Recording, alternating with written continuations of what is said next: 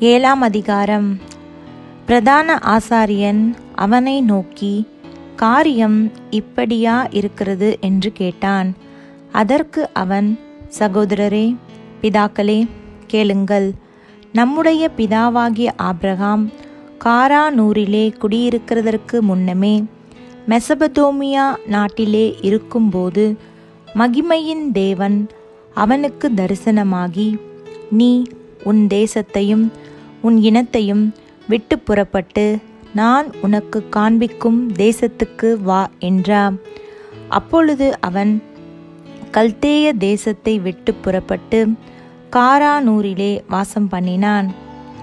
அவனுடைய தகப்பன் மரித்த பின்பு அவ்விடத்தை விட்டு, நீங்கள் இப்பொழுது குடியிருக்கிற இத்தேசத்திற்கு அவனை அழைத்து கொண்டு வந்து குடியிருக்கும்படி செய்தார். இதிலே ஒரு அடி நிலத்தையாகிலும் அவனுடைய கையாட்சிக்கு கொடாமல் இருக்கையில், அவனுக்கு பிள்ளை இல்லாதிருக்கும் போது உனக்கும் உனக்கு பின்வரும் உன் சந்ததிக்கும் இதை சுதந்திரமாக தருவேன் என்று அவனுக்கு வாக்குத்தத்தம் பண்ணினான்.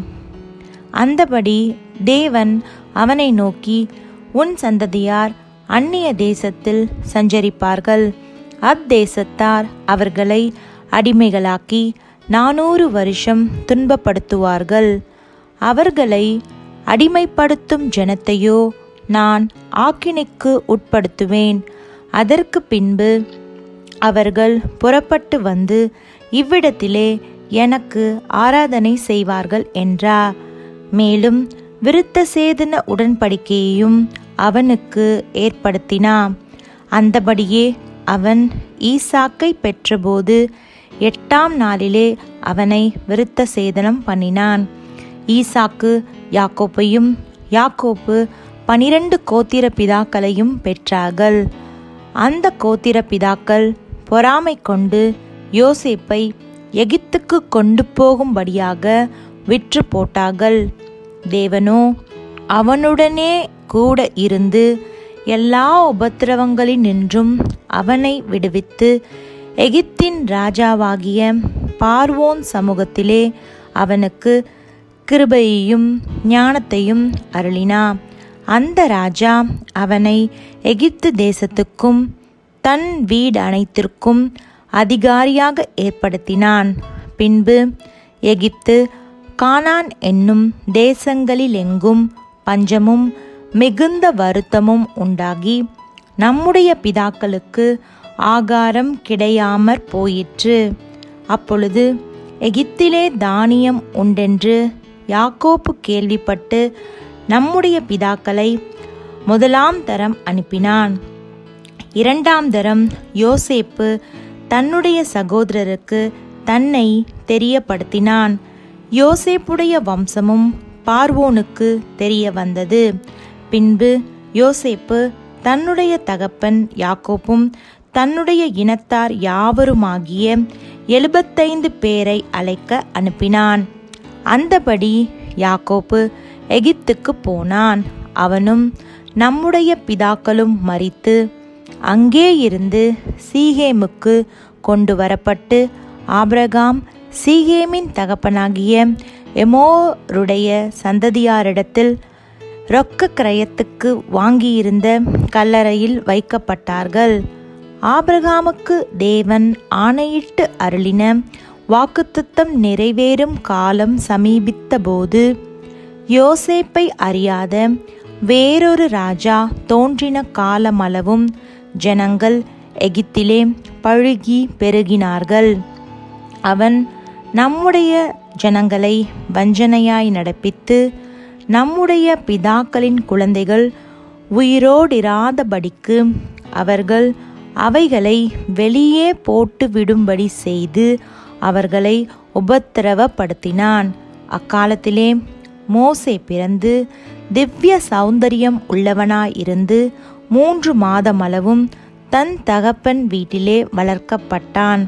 அவன் வெளியே போட்டு விடப்பட்ட போது பார்வோனுடைய குமாரத்தி அவனை எடுத்து தனக்கு பிள்ளையாக வளர்த்தாள். மோசே எகிப்தியருடைய சகல சாஸ்திரங்களிலும் கற்பிக்கப்பட்டு வாக்கிலும் செய்கையிலும் வல்லவனானான்.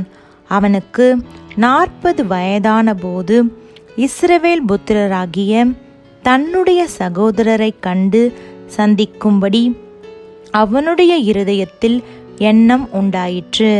அப்பொழுது அவர்களில் ஒருவன் அநியாயமாய் நடத்தப்படுகிறதை அவன் கண்டு அவனுக்கு துணை நின்று எகிப்தியனை வெட்டி துன்பப்பட்டவனுக்கு நியாயம் செய்தான். தன்னுடைய கையினாலே தேவன் தங்களுக்கு இரட்சிப்பை தருவார் என்பதை தன்னுடைய சகோதரர் அறிந்து கொள்வார்கள் என்று அவன் நினைத்தான். அவர்களோ அதை அறியவில்லை.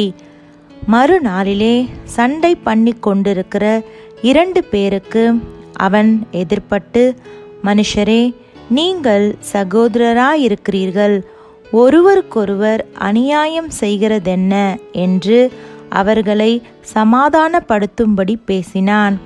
பிறனுக்கு அநியாயம் செய்தவன் அவனை பிடித்து தள்ளி, எங்கள் மேல் அதிகாரியாகவும் நியாயாதிபதியாகவும் உன்னை ஏற்படுத்தினவன் யார்? நேற்று நீ அந்த எகிப்தியனை கொன்றது போல என்னையும் கொன்று போட மனதாயிருக்கிறாயோ என்றான். இந்த வார்த்தையின் நிமித்தம் மோசே ஓடிப்போய் மீதியான் தேசத்திலே சஞ்சரித்து கொண்டிருந்தான். அங்கே இருக்கும்போது அவனுக்கு 2 குமாரர்கள் பிறந்தார்கள். 40 வருஷம் சென்ற பின்பு சீனாய் மலையின் வனாந்திரத்திலே கர்த்தருடைய தூதனானவர் முட்செடி எரிகிற அக்கினி ஜுவாலையிலே அவனுக்கு தரிசனமானார். மோசே அந்த தரிசனத்தை கண்டு அதிசயப்பட்டு அதை உற்று பார்க்கும்படி சமீபித்து வருகையில், நான் ஆபிரகாமின் தேவனும் ஈசாக்கின் தேவனும் யாக்கோபின் தேவனுமாகிய உன் பிதாக்களுடைய தேவனாயிருக்கிறேன் என்று கர்த்தர் திருவுளம் பற்றின சத்தம் அவனுக்கு உண்டாயிற்று.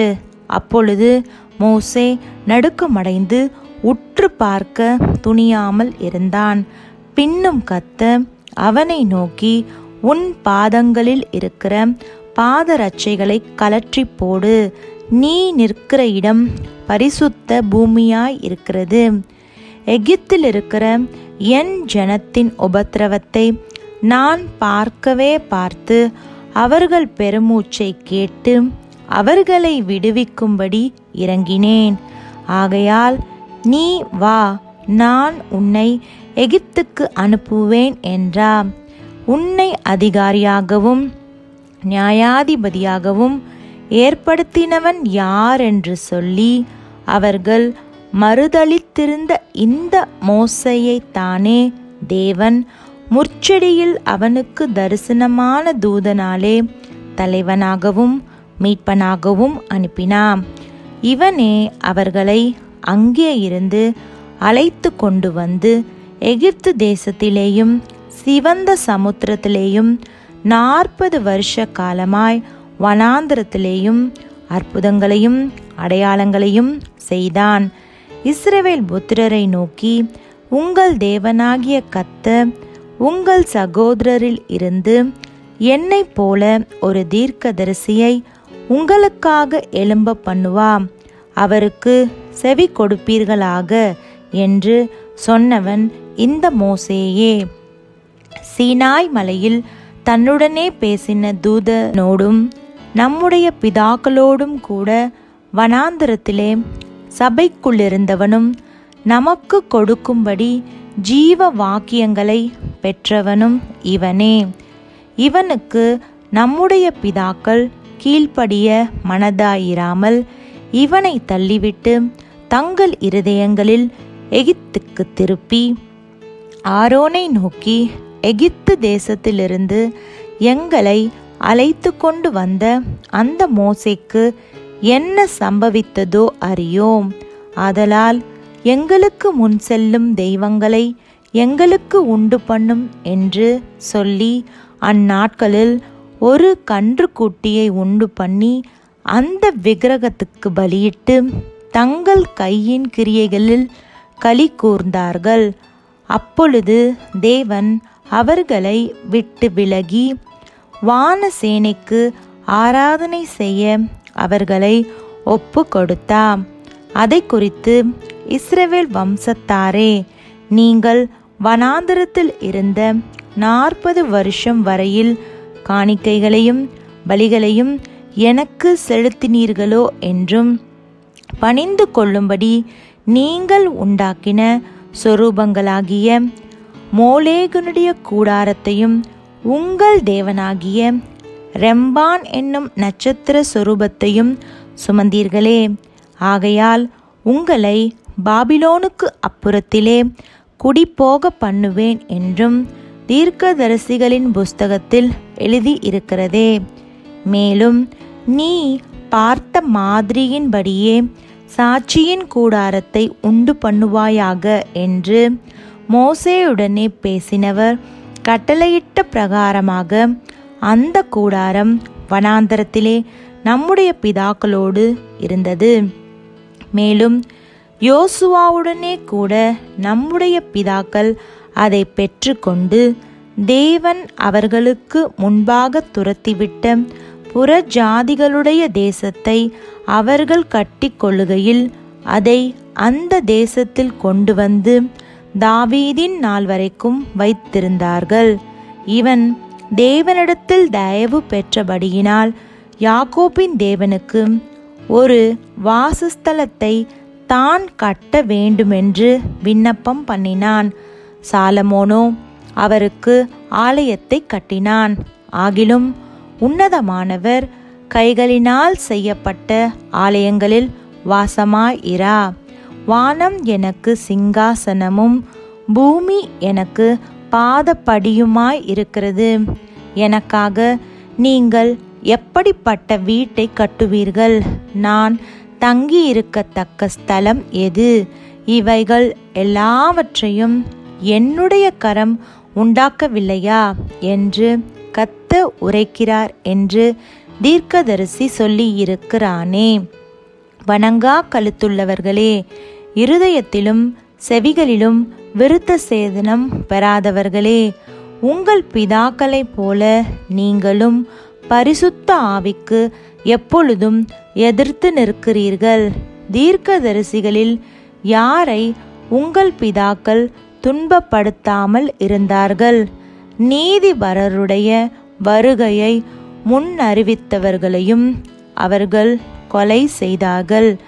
இப்பொழுது நீங்கள் அவருக்கு துரோகிகளும் அவரை கொலை செய்த பாதகருமாய் இருக்கிறீர்கள். தேவதூதரை கொண்டு நீங்கள் நியாய பிரமாணத்தை பெற்றிருந்தும் அதை கை கொள்ளாமல் போனீர்கள் என்றான். இவைகளை அவர்கள் கேட்டபொழுது மூர்க்கமடைந்து அவனை பார்த்து பல்லை கடித்தார்கள். அவன் பரிசுத்த ஆவியினாலே நிறைந்தவனாய் வானத்தை அண்ணார்ந்து பார்த்து தேவனுடைய மகிமையையும் தேவனுடைய வலது பாரிசத்தில் இயேசுவானவர் நிற்கிறதையும் கண்டு, அதோ வானங்கள் திறந்திருக்கிறதையும் மனுஷகுமாரன் தேவனுடைய வலது பாரிசத்தில் நிற்கிறதையும் காண்கிறேன் என்றான். அப்பொழுது அவர்கள் உரத்த சத்தமாய் கூக்குரலிட்டு தங்கள் காதுகளை அடைத்து கொண்டு ஒருமனப்பட்டு அவன் மேல் பாய்ந்து அவனை நகரத்துக்கு புறம்பே தள்ளி அவனை கல்லெறிந்தார்கள். சாட்சிக்காரர் தங்கள் வஸ்திரங்களை கழற்றி சவுல் என்னப்பட்ட ஒரு வாலிபனுடைய பாதத்தின் அருகே வைத்தார்கள். அப்பொழுது கர்த்தராகிய இயேசுவே, என் ஆவியை ஏற்றுக்கொள்ளும் என்று ஸ்தேவான் தொழுது கொள்ளுகையில் அவனை கல்லெறிந்தார்கள். அவனோ முழங்காற்படியிட்டு, ஆண்டவரே, இவர்கள் மேல் இந்த பாவத்தை சுமத்தாதிரும் என்று மிகுந்த சத்தமிட்டு சொன்னான். இப்படி சொல்லி நித்திரை அடைந்தான்.